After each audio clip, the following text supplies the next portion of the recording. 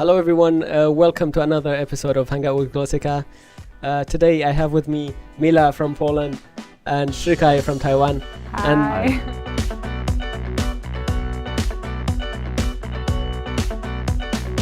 And they are known on the YouTube they have their own channel. It's called 波兰女孩台湾男孩。Cześć, jestem Shihkai. Cześć, jestem Mila. 那么讲波兰文数字，分享一下我对学外语的想法。You said or you mentioned that Taiwanese culture is very heartwarming. Can you talk more about it? Yeah, I think maybe because it's a collective society. So, you know, people usually care more about other people than in societies like Polish when you care about you individual, not about others.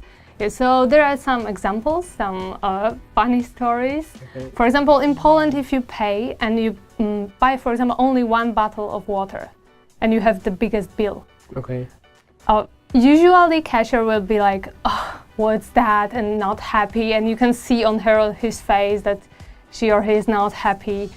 It's really not a good idea to pay with the biggest bill. But in Taiwan, once I went to buy something and it was maybe one mantou, you know, the steamed bun, okay. And I only had the biggest bill and the lady was still like, oh, 谢谢, 谢谢. So she was so happy and I was like, oh, 叹了一口气. It was so, yeah. Can you share with me what was Polish people's view on learning Chinese? Usually they think it's impossible to learn it because in Polish we have alphabet. And it's only 32 letters and that's all. But in Chinese you have so many characters. So usually people think like, wow, it's just impossible to learn it. Yeah, so that's the first thing that comes to their mind. The second thing is, of course, tones, because in Chinese you have 5 tones. Yeah. And yes, this is another problem. We had a language difficulty calculator that one day we were calculating, and then we found out Polish was actually one of the most difficult languages. Yes, but it's different difficulty. Okay. Because in Polish language, okay, you have very complicated grammar and maybe pronunciation is not that easy for some people. But in Chinese, you have these characters and tones. That is different type of difficulty. It's still very interesting. One of the most difficult languages when it comes to grammar, and one of the most difficult languages that comes to writing and characters, and you know both of them, which is it's very interesting. I heard that you and your sisters can speak more than 3 languages fluently. Well, is it common? Everybody can speak more than 3 languages fluently, or just your family that are special? Or I think for many people in Poland, it is common to speak 3 languages. 3 languages. But my sister is an exception. She speaks 7 languages, 5 fluently and 2 still learning. Can you tell me those languages? Okay, it's of course Polish, English, French, Swedish and Russian are fluently. And now she's learning Chinese and Irish. Yeah, but for people in Poland, usually we speak 3 languages. I mean, Polish, English, and 1 more. Because in our school, it's obligatory to learn 1 more language. But how the languages are taught in school? I think it depends on your teacher. Yeah, but usually, of course, we use a word book, a textbook, and usually we maybe have more conversations. I realized that in Taiwan people maybe learn some new words and are very good at grammar, but usually they lack confidence when it comes to speaking. Yeah, I remember a lot of my classmates, I thought they don't know English. But when we were typing on Facebook, their English was perfect. But when it comes to talking, most of them they say, I don't know English. But no, you wrote English. It was very good. What is the most common second language that's taught in Poland?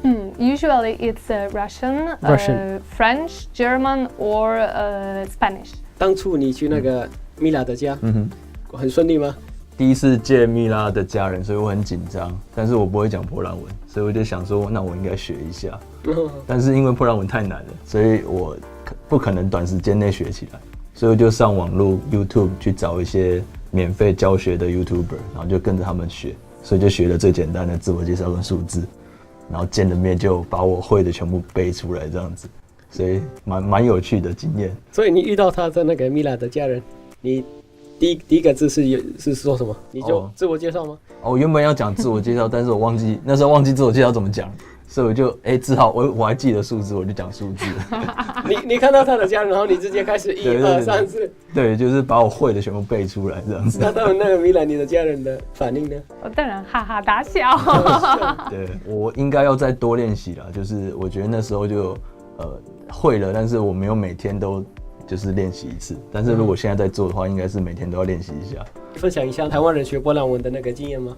就我所知，台湾人学波兰文的应该不多了。不多。那如果说学波兰文最难的地方，应该是第一个是台湾的波兰人应该也不是很多，所以我们就比较没有那种环境可以在一个波兰文的环境逼自己可以讲波兰文，所以环境是一个问题。那另外一个就是因为波兰文的文法对台湾人来讲实在是太复杂了，可能同一个字它有好几种变化，可能7、8种变化。那些变化的规则有时候也不是可以解释得很清楚的，所以对台湾人来说有时候就比较难吸收这样子。Mila 怎么教你波兰文？他们有一个系统性的教我，但是平常 Mila 他有一些生活上会用到的字，那我就跟着他学。就比如说他什么惊讶的时候会讲马杜西口，那有点像是就中文的我的妈呀之类的，所以我就会这个字。波兰文的那个发音，也听起来跟中文有一点像。那你觉得发音的部分有没有问题？我觉得大部分没有问题，但是还是有几个字我是比较发不出来的。对，这个像是这个我不错啊，那个很好。这样不错，但是如果你要比如说 rover， 那可能就不太辛苦啊。中文听说跟波兰文有很多相同的音调跟那个发音，所以波兰人学中文会比较简单吗？我觉得应该没有很大的困难。这个谁？因为这个我没有，然后有的人觉得是什么东西？是什么东西？我很那个。对的。还有一些字像是团圆、圆月，很难发。这个有点难。Learning Mandarin or Chinese language. I saw one of your videos, and then you said the Chinese melody is very beautiful, like the language melody. And you're also studying music, right? Yes. What do you mean by the Chinese melody is beautiful? Because usually when I learn a new language, I do it because I like how it sounds. Chinese or Russian, for me, their melody is very beautiful, so they sound very beautiful. Do you after learning and becoming fluent in Chinese, do you still think the melody is beautiful? Yeah, I still think so. It's still the same. Yeah, now it's harder because now I understand what people are saying, so for me it's harder to catch the melody, but it's still beautiful. Can you share with us your experience of learning Chinese? Where did you learn Chinese, or did you know Chinese before coming to Taiwan? Yeah, I knew because I studied in Warsaw University Chinese Studies Department. And at the beginning we of course had to learn with two teachers, one from China and one from Taiwan. And it means also that we used two kind of textbook, one simplified Chinese and one traditional Chinese. Yes, so I know both traditional and simplified. You know both of them? Yes. Wow. And we also had classical Chinese.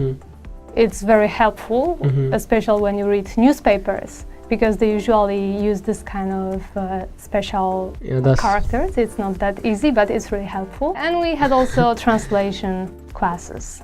So what were the differences between learning Chinese in Poland and learning Chinese in Taiwan? In Poland, I really thought I know Chinese very well, because I always had the best grades in my group.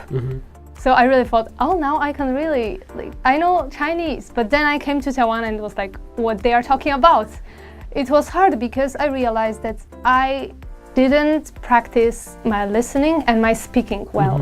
It was different. There were many new words, and of course it was different because usually when you listen, for example, when you use textbook and you have some some recordings to listen, they speak very slowly and very proper. I mean grammar and so on. But then you came here and it's like, wow, what they're talking about. They speak so quick here. 有一次跟我讲他的朋友去印度的故事，结果他的朋友去印度，然后要买票，但是他们跟黄牛买票。现在怎么可能？所以他们真的要跟牛买票是怎么做得到？这个太让人害羞了，是吗？不是，是什么？